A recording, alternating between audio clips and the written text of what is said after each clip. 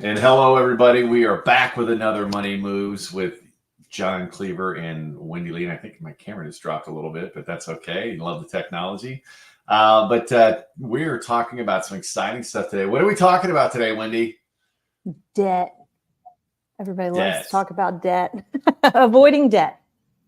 Debt. I think there was a song, talk about debt, baby. No, I'm going to probably get a copyright infringement now with that little comment. But anyway, we're talking about debt today and why you should avoid it. And especially now, and this goes above and beyond kind of the 101 stuff that you probably heard in the past. So grab a pen and paper and get ready to get your learn on. And we're going to get started here in just a few seconds.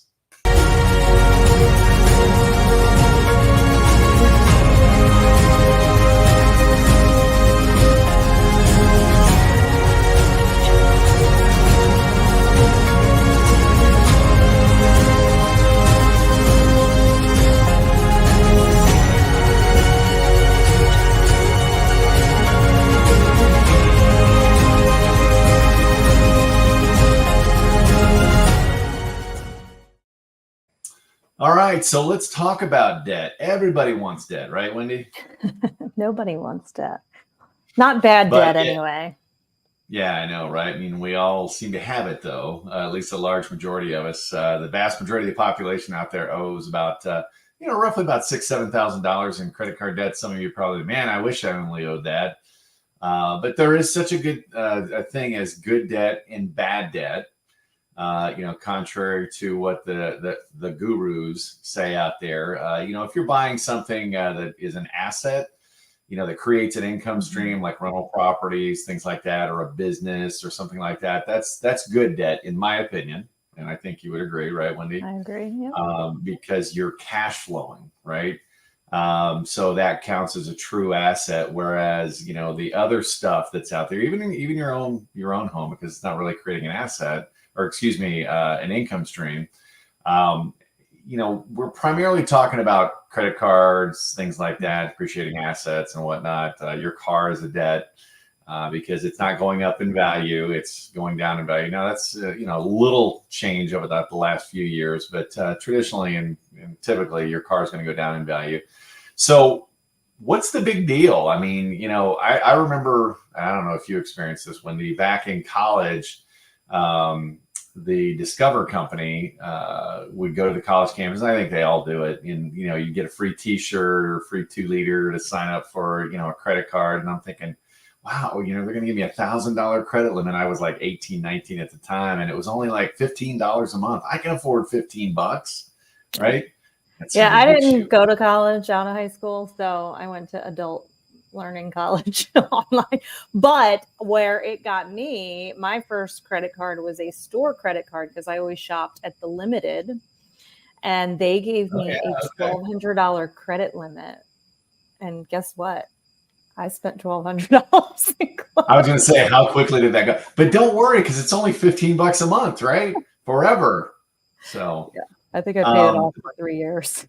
So. Yeah, I mean, and that's how you fall into it. And the next thing you know, you go into the next thing and the next thing. And that's why one of the things in financial planning, we talk about having an emergency fund and things like that. But, so you can avoid running to your credit card, because what happens is you spend something on your credit card for an emergency, and then all of a sudden something else comes up before that is paid off. And it's just, it's a great tool. Don't get me wrong, but you've got to be extremely disciplined, and you've got to have the financial means to make sure you're paying it off. Well, unfortunately, you look at what's going on now, and we're going to go into the reasons why it's bad. But, one of the big things, you want to get out of debt now. If you do have debt, don't beat yourself up. Most Americans do, but you want to get out of it as quickly as possible, especially now because of what's going on in the economy. I just had a notification. Another friend of mine lost their job. I mean, I literally just found out before we hopped on this video, because the economy, like it, love it, hate it, or whatever you want to read, it's slowing down. And a lot of places are laying off and things like that. And maybe, one of the viewers are out there, you've had an experience like that, or somebody, but that's the last place you want to be in, is debt, when you have lost a job, that income stream, right? Mm-hmm. So, the things about having debt, I mean, and there's 5 main areas. Number one, I'm a Christian, you're a Christian, right? You look at, the biblical wisdom of it, Proverbs 22:7 talks about the lender, it causes slavery, right? Right. The rich rule over the poor, and the borrower's servant to the lender. And there's some truth to that. But why would debt make you a slave? Why would you say that, Wendy? I mean, what's your opinion on that? Yeah. Well, my opinion, one is it becomes, when you have money coming in, right now, it's something that your money's already tied to, that you've spent in the past, right? That you now have to make up for. So it's interrupting your future. I think it affects your how willing you are to give, right? How willingly you give is what I was trying to say. And you're bound to them, right? Like if you don't pay that debt, you're in trouble. You can be sued. They can take property from you. Like there's so many negative consequences. Your wages, yeah. All of the above. And that's exactly right. I mean, you're talking about you're working, you get your paycheck. Well, some of it's already gone because you've got to pay those debts, right? You got to pay that debt, that money, like you said, that you've already spent. And, number two, it does impact your generosity. You just mentioned that too. That's another aspect of looking at, you want to be generous, whether you're giving to your cause or to your church or whatever that may be. You look at that when you've got that debt kind of hanging over you, it slows that generosity down. It cuts that back because I can't be more generous. And I think, most people out there are good people and they want to be helpful to others, right? But they're unable to do it because they've got debt. I mean, you look at again, going back to the church, you look at everything that's going on. I mean, imagine if the members donated 10% or whatever the case may be, but they can't because they've got this debt burden, right? And I think it's over 1 trillion in credit card debt now. 1 trillion, that's a T, right? In credit card debts that's going on right now. So obviously that's going to slow that down. So the first one, it kind of makes you a slave, right? Because you're giving up money that you haven't even earned yet. Number two, it's going to impact your generosity. Number three, I don't know. I've had credit card debt in the past. I've shared that, on my personal story. Not going to go into it again, but it causes a lot of stress, right? I don't know if anybody out there can relate, or Wendy, if you can relate to it. You get kind of stressed when you have a lot of debt hanging over your head. Yeah.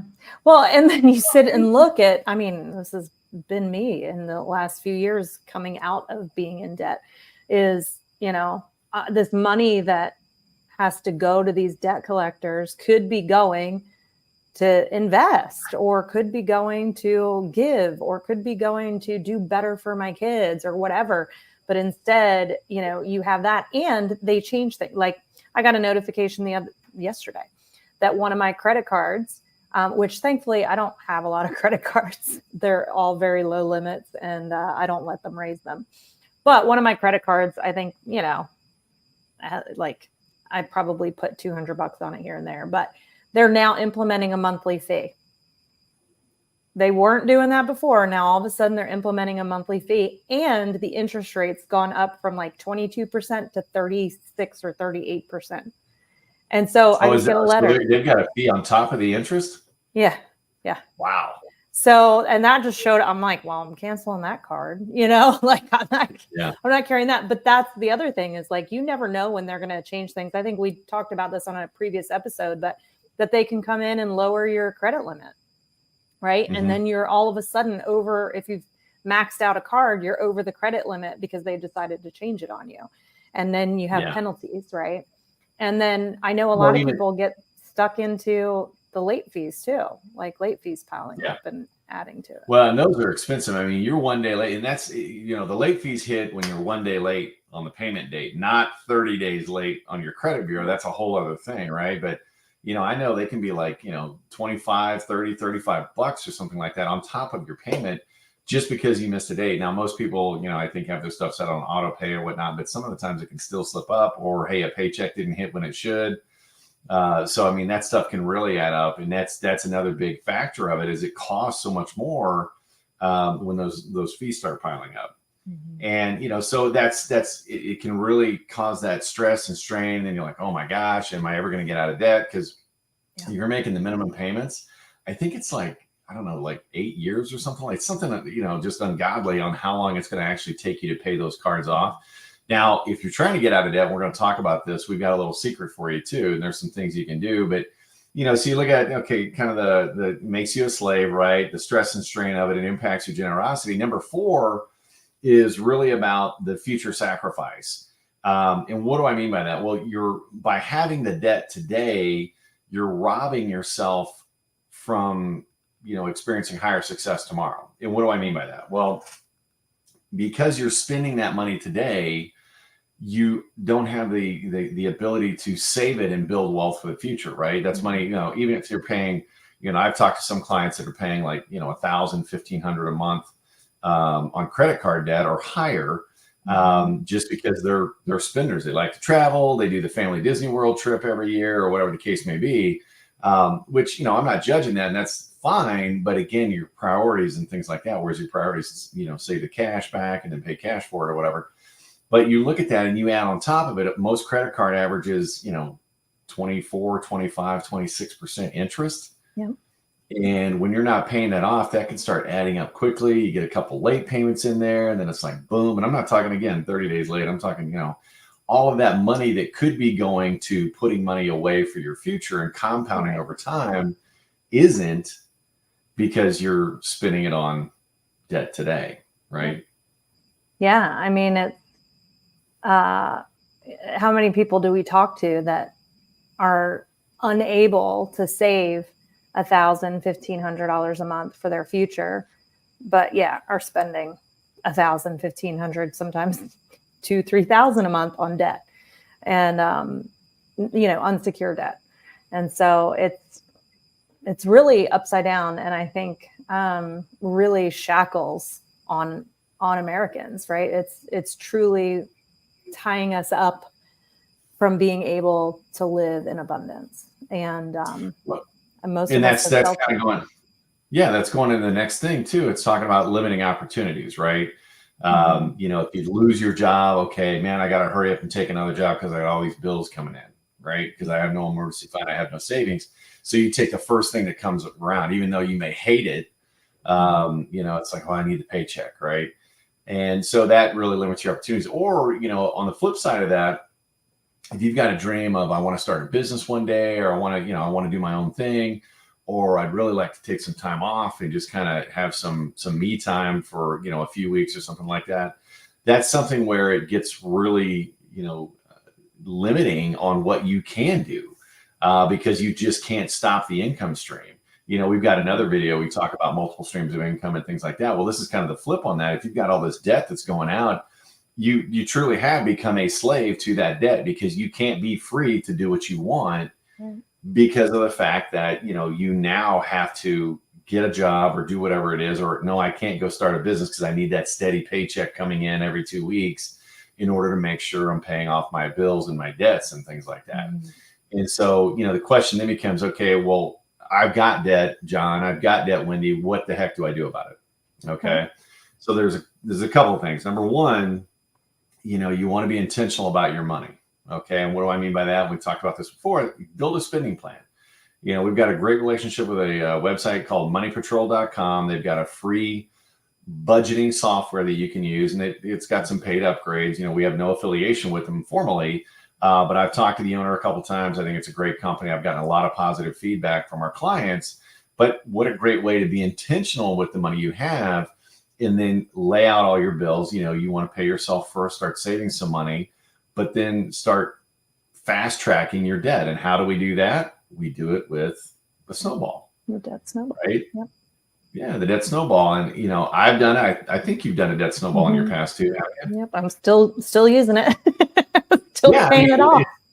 It's a great process. And there's a certain way you pay off the bills to really accelerate it. I'm not talking, one of those bill negotiations where it trashes your credit or anything like that.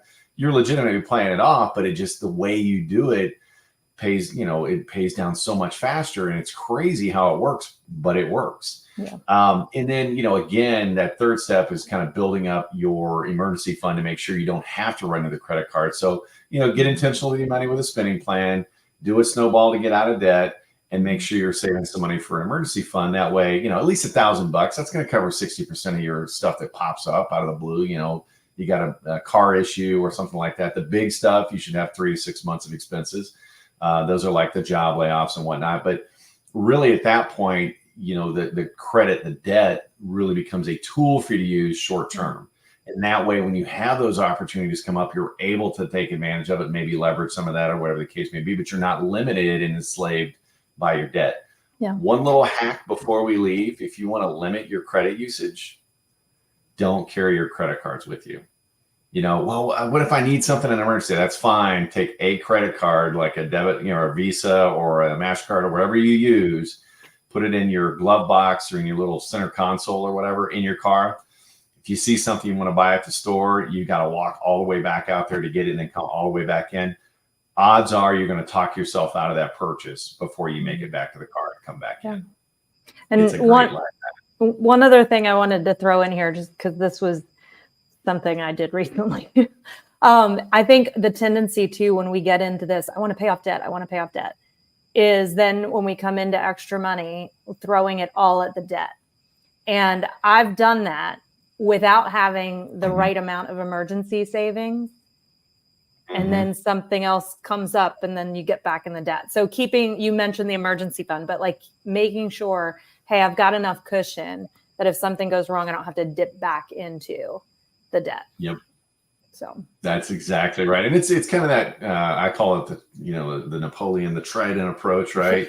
You're going to attack your credit. You're going to save some money for your emergency fund. And you're also going to save some money for retirement because you don't want to waste the time. That's one of the things that, you know, I disagree with the gurus out there. And I know we've talked about it. You do too. They're like, do one step and then do the next step and then do the next. Well, you end up, okay, if I get out of debt, that's like 5 years later. You've wasted 5 years of compounding time, right? And several emergencies have probably come up during that 5 years. So you've taken some steps back. Where if you kind of divide and conquer and do a little bit towards each month, you'd be amazed at what you can accomplish. And that's the approach that I suggest to people. Because I think it's so much more effective and you're seeing progress on 3 fronts as opposed to just one at a time, all at the same time. So again, hopefully this has helped you out, guys. But, you know, with the economy going on and what's happening out there, you definitely, if you're not out of debt today, and I'm not necessarily talking about your home, if you've got one of those 3% mortgages or whatever like that, you know, definitely make that a personal decision. You know, think about it, talk to your spouse about it, pray about it, you know, whatever you want to do. But definitely on the bad debt that we were talking about, those credit cards, you know, the auto loans and stuff like that, get your spending plan in place, start doing the debt stack, and start saving for that emergency fund all at the same time. That's all we've got. I hope this has helped you. If it has, please give us a little love. Give us a like down below. Click that thumbs up button and maybe share it with a friend. We'd love to hear from you too. Make a comment on one of our videos. You know, this was kind of a basic one-on-one thing, but I think it's something very, very important, especially what's happening in the economy right now. Because the last place you want to be is in a lot of debt and, you know, the job layoff or something like that happens. Or you miss an opportunity because you were kind of in that scarcity mindset. And I got to pay my bills. I can't take that opportunity. Don't let that happen to you. So everybody have a great week. We'll see you next Tuesday on another Money Moves. Bye-bye.